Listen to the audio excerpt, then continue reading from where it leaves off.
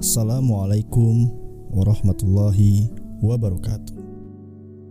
Kembali lagi bersama kami Dunia Review. Hari ini kita akan membahas tentang kisah di zaman dinasti Bani Umayyah, tentang seorang pemuda yang bertemu dengan bidadari.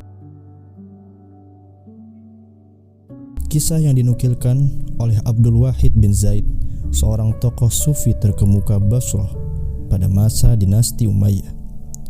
Seperti yang terdapat dalam kitab Az-Zuhud wa Ar-Raqaid, kisah tentang janji Allah Subhanahu wa taala bagi mereka yang mati syahid dalam peperangan. Allah akan mengganjar mereka kenikmatan surga dengan segala isinya. Saat itu, pasukan Abdul Wahid sedang bersiap untuk berperang melawan musuh. Kisah ini terjadi pada zaman keemasan Islam, sekitar zaman dinasti Bani Umayyah. Beberapa sahabatnya segera bersiap dan membacakan ayat-ayat Al-Quran yang menegaskan janji Allah tersebut. Salah satunya surat At-Taubah ayat 111. Sesungguhnya Allah telah memberi orang-orang mukmin diri dan harta mereka dengan memberikan surga untuk mereka. Mereka berperang pada jalan Allah, lalu mereka membunuh atau terbunuh. Itu telah menjadi janji yang benar dari Allah di dalam Taurat, Injil, dan Al-Quran. Dan siapakah yang lebih menepati janjinya selain daripada Allah? Maka bergembiralah dengan jual beli yang telah kamu lakukan itu, dan itulah kemenangan yang besar. Seorang pemuda yang masih berusia belia, sekitar 15 tahun, menghadap Abdul Wahid. Ia tak lagi memiliki keluarga. Sang ayah wafat dengan warisan melimpah. Sang pemuda adalah pewaris tunggal. Pemuda itu bertanya kepada Abdul Wahid, "Benarkah Allah akan membayar jiwa dan harta orang-orang mukmin dengan surga?" Tanya sang pemuda. Ia pun membenarkannya.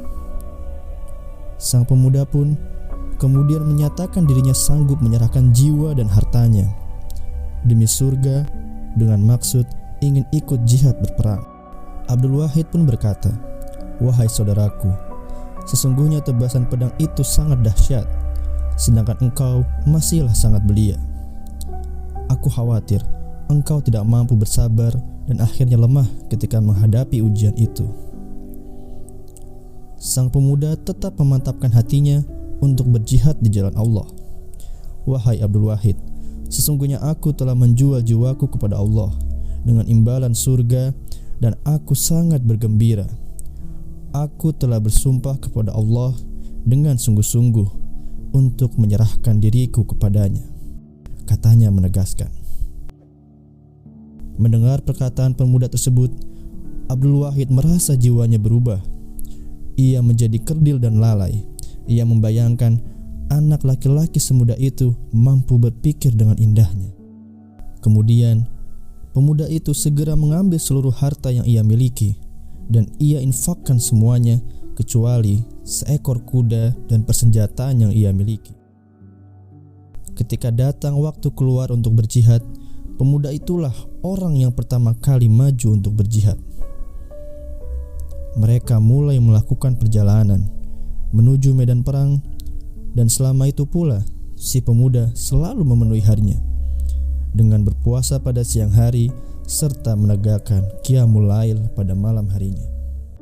Pemuda tersebut juga yang memenuhi keperluan semua perbekalan dan kuda-kuda tunggangan pasukan. Dia juga yang berjaga ketika pasukan yang lain tidur. Terus-menerus pemuda itu melakukan amalannya sampai pasukan tersebut menghadapi musuh di negeri Romawi. Suatu hari, sang pemuda pun berkata, "Betapa rindunya aku pada Al-Ain Al-Mardiyah." Abdul Wahid pun mempertanyakan apa yang dimaksudkan oleh pemuda tersebut. Sang pemuda kemudian bercerita, tadi ia sempat mengantuk dan tertidur sekejap. Kemudian ia merasa tiba-tiba seorang laki-laki mendatanginya. Laki-laki itu berkata pada sang pemuda, "Pergilah engkau menuju Al-Ain Al-Mardiyah." Laki-laki itu kemudian membawa sang pemuda menuju sebuah taman yang di dalamnya terdapat sungai yang alirannya terbuat dari air yang tidak berubah, bau dan tidak berasa. Di pinggir sungai itu terdapat sekelompok gadis-gadis jelita yang memakai perhiasan yang sangat indah. Ketika melihat kedatangan sang pemuda, gadis-gadis itu menyambutnya dengan ceria dan berkata, "Inilah dia, suami Al-Ain Al-Mardiyah." Sang pemuda kemudian mengucapkan salam dan berkata, "Apakah salah seorang di antara kalian ini ada yang bernama Al-Ain Al-Mardiyah?" Para gadis itu pun menjawab, "Tidak ada. Tetapi kami ini hanyalah para dayang dan pelayannya semata. Berjalanlah terus ke depan, maka engkau akan bertemu dengannya." Perjalanan sang pemuda pun terus berlanjut. Ia kemudian menemui banyak taman-taman yang indah dengan berbagai sungai ajaib dari yang aliran airnya merupakan air susu, khamar, hingga madu yang jernih. Di tiap taman pun selalu ada para gadis-gadis jelita yang semakin cantik dengan perhiasan yang semakin indah. Namun, tak satu pun dari mereka yang bernama Al-Ain Al-Mardiyah. Hingga akhirnya, sampailah ia pada sebuah istana yang terbuat dari mutiara putih. Di depannya, ada seorang gadis yang kemudian bertutur pada seseorang, "Wahai Al-Ain Al-Mardiyah, ia suamimu telah datang." Sang pemuda pun mengarahkan pandangannya pada gadis yang bernama Al-Ain Al-Mardiyah tersebut. Bidadari tersebut sedang duduk di atas ranjang emas dengan mengenakan mahkota yang terbuat dari permata dan mutiara. Kecantikan sang bidadari membuat sang pemuda takjub, tak bisa berkata-kata lagi.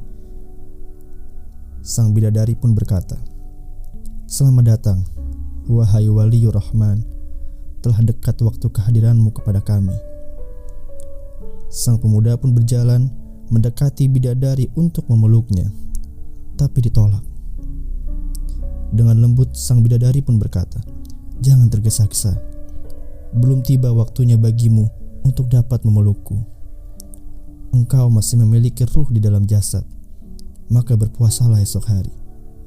Kemudian engkau akan berbuka bersama kami malam harinya." Tiba-tiba, sang pemuda pun terbangun dari mimpinya. Saat sedang menceritakan kisahnya tersebut, tiba-tiba datang gerombolan musuh menyerang pasukannya. Sang pemuda segera bangkit untuk menghadapi serangan tersebut dan berhasil mengalahkan 9 orang dari pasukan musuh. Hingga saat menghadapi musuh ke-10, sang pemuda itu kalah. Setelah peperangan usai, Abdul Wahid mencari sosok pemuda tersebut. Apakah ia masih hidup atau telah syahid? Kemudian Abdul Wahid mencarinya di tenda pasukan yang terluka, namun ia pun tidak menemukannya. Lalu ia mencari di tumpukan mayat para pejuang, dan ia pun menemukannya dalam kondisi sekarat. Pemuda itu pun berkata, "Impianku telah tercapai. Wahai Abdul Wahid, tolong sampaikan pada ibuku bahwa engkau membawa kabar gembira untuknya." Pemuda itu pun menghembuskan nafas terakhirnya tepat setelah ia mengucapkan pesan tersebut pada Abdul Wahid, dan senyuman pun tersungging di bibirnya. Keesokan harinya, Abdul Wahid pun mendatangi setiap rumah dari para pejuang yang telah syahid dalam peperangan, tak terkecuali dengan rumah pemuda tersebut. Setelah tiba di rumahnya, ia pun mengetuk pintu rumah tersebut, dan seorang wanita paruh baya pun muncul menyambutnya dan berkata, "Wahai Abdul Wahid, apakah engkau membawa kabar gembira atau kabar buruk?" Abdul Wahid pun menjawab, "Apa yang kau maksud dengan itu?" Sang wanita pun menjawab, "Jika engkau membawa kabar gembira, maka putraku telah berhasil menyusul ayahnya. Dan jika engkau membawa kabar buruk, maka engkau seharusnya tiba bersama putraku."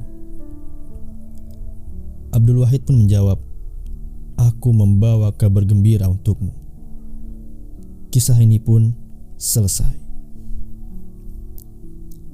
Banyak hikmah dan pelajaran yang bisa kita petik dari kisah ini. Menurut saya pribadi, dunia hanyalah sementara. Banyak orang yang sibuk memperkaya diri mereka sehingga mereka melupakan hidup yang sebenarnya yang datang setelah kematian. Hanya karena mereka tidak tahu apa yang akan mereka dapatkan setelah kematian itu. Seperti kisah pemuda ini yang wafat dalam peperangan dan ia mendapat ganjaran yang sangat luar biasa dari Allah Subhanahu wa Ta'ala. Mari kita bersama-sama mempersiapkan diri dengan amalan-amalan yang baik agar menjadi bekal untuk kita menghadapi kehidupan yang sebenarnya. Terima kasih. Sampai jumpa di lain waktu. Segmen-segmen ini akan terus berlanjut dengan dukungan teman-teman semua. Wassalamualaikum warahmatullahi wabarakatuh.